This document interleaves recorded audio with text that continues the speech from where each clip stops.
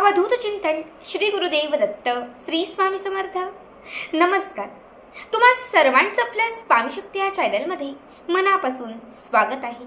स्वामी तुम्हा सर्वांच्या सर्व चांगल्या इच्छा पूर्ण करोत एवढीच स्वामींच्या चरणी प्रार्थना करते आणि आपल्या आजच्या या नवीन आणि सुंदर व्हिडिओला पुन्हा एकदा नव्याने सुरुवात करते। मग तर बघा, श्रावण मासातील तिसरा मंगळवार। आजच्या व्हिडिओमध्ये मी तुम्हाला याच श्रावणातील मंगळवारी करावायचा एक अत्यंत प्रभावी उपाय सांगणार आहे। फक्त एक मंगळवारी दिव्यात ही एक वस्तू अर्पण करा।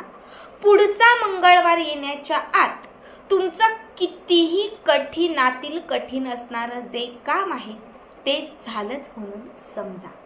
इच्छापूर्ती होण्यासाठी, घरात लक्ष्मीची प्राप्ती होण्यासाठी, मनात असणारी कितीही एखादी कठीण मनोकामना असेल तर ही प्रत्येक मनोकामना पूर्ण होण्यासाठी, कामातील अडथळे दूर करण्यासाठी, कर्जातून मुक्तता मिळण्यासाठी आणि आपल्या घराची भरभरून प्रगती होण्यासाठी हा अत्यंत प्रभावी उपाय आहे जो मंगळवारी आपल्याला करायचा आहे।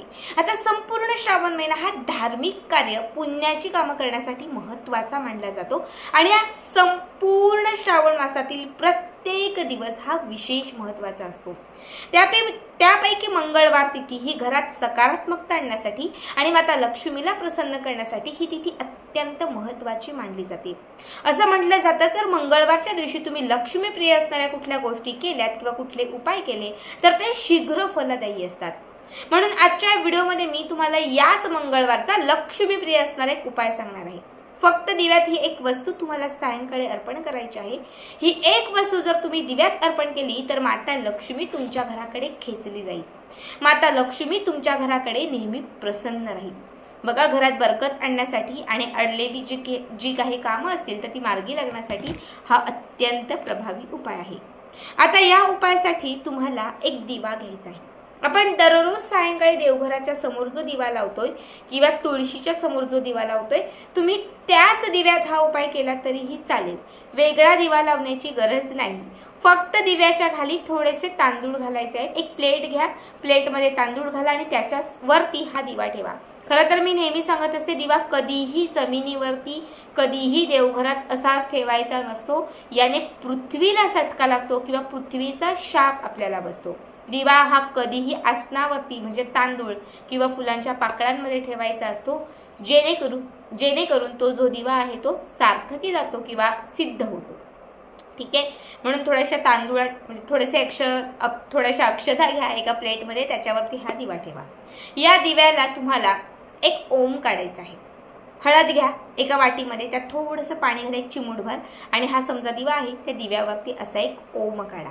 ठीक आहे, दिव्यावरती ओम काढून झाला की त्याच्यानंतर आपल्याला एका छोट्या वाटीत किंवा एखाद्या छोट्याशा प्लेटमध्ये लवंगा घ्यायच्या आहेत। ज्या लवंगा आपण घेऊ त्या मोजून तुम्हाला 11 लवंगा घ्यायच्या आहेत। फुलवाल्या अख्ख्या असणाऱ्या 11 लवंगा, आणि ह्या 11च्या 11 लवंगा तुम्हाला लाल धाग्यात बांधायच्या आहेत। सगळ्यात पहिले 2 लवंगा घ्यायच्या, त्या एका धाग्यात बांधायच्या, पुन्हा 2 लवंगा घ्यायच्या, दुसऱ्या धाग्यात बांधायच्या, अशा तुम्हाला जुड्या करायच्या आहेत। 11 लवंगांच्या जुड्या।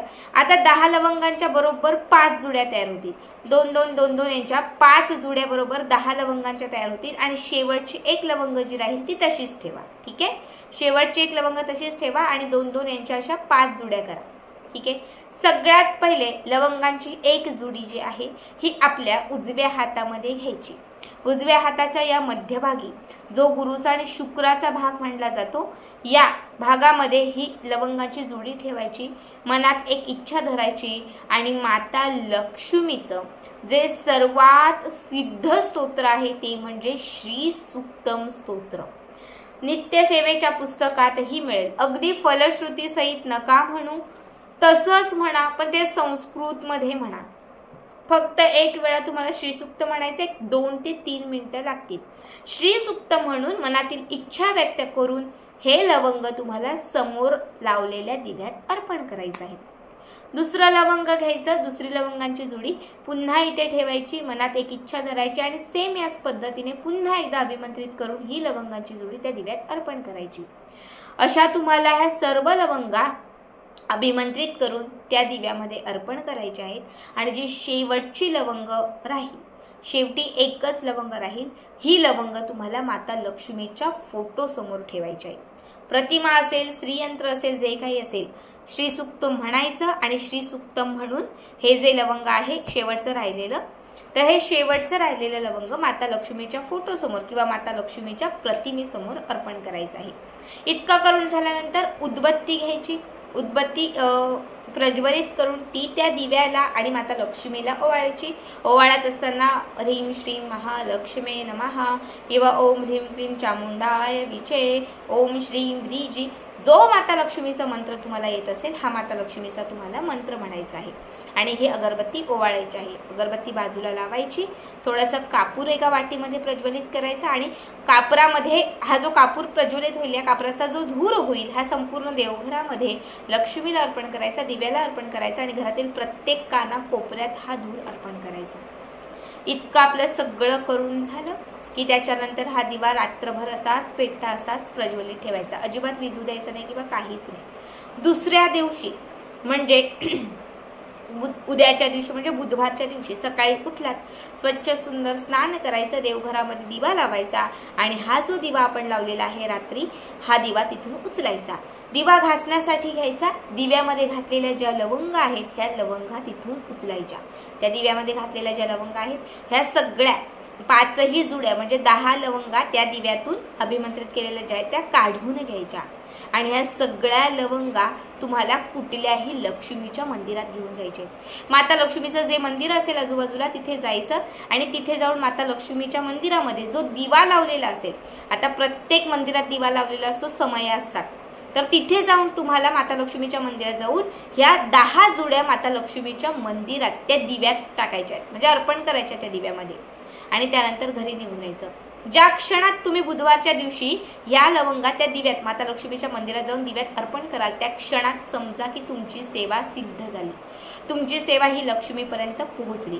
आणि जेव्हा तुमची सेवा माता लक्ष्मीपर्यंत पोहोचली जाईल, जेव्हा तुमची सेवा सिद्ध होईल, तेव्हा त्या सेवेमार्फत तुम्ही कितीही एखादी कठीण इच्छा व्यक्त केलेली असेल तर ती पूर्ण होईल.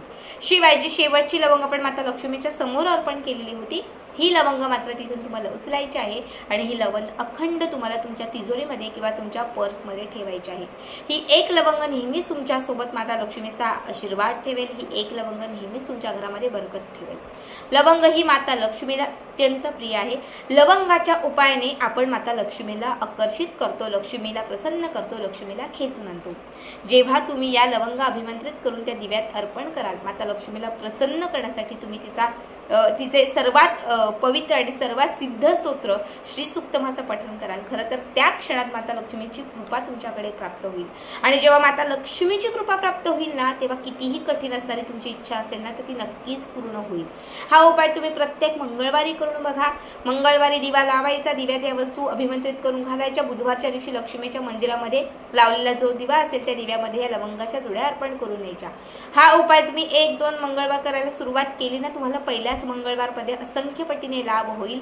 अडकलेला पैसा पुन्हा परत येईल. रोज कुठून ना कुठून का होईना पण तुमच्याकडे पैशांची आवक वाढत जाईल.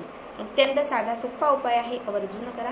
ॲक्च्युली मध्ये स्लाइड गेलेली आहे त्यामुळे थोडासा अंधार आलेला आहे, पण माझे शब्द तुम्हाला कळले असतील नक्कीच. आजचा व्हिडिओ कसा वाटला कमेंट करा. काही कळालं नसेल तर ते नक्कीच आपल्या कमेंट बॉक्समध्ये मला विचारा.